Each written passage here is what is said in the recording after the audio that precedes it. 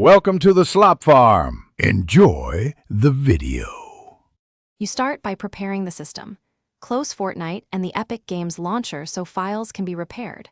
Run Windows Update and reboot if any updates are pending, because missing system patches often trigger the Athena crash.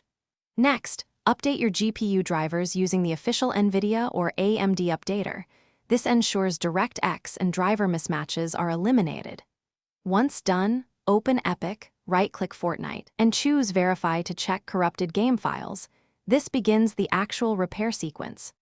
You continue by letting Epic's Verify finish.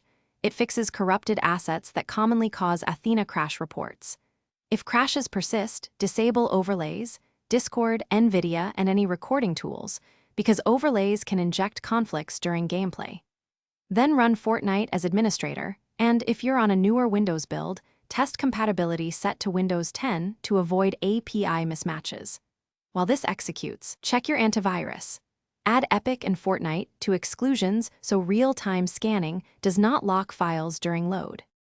Finish by reinstalling DirectX and Visual C++ redistributables to restore runtime libraries. Reboot afterwards so changes apply.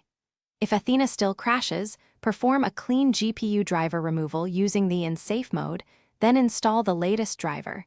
This removes lingering driver corruption.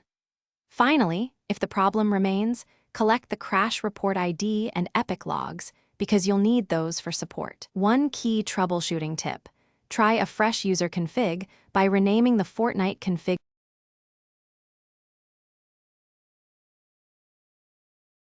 Thanks for watching. Consider subscribing if we helped you today.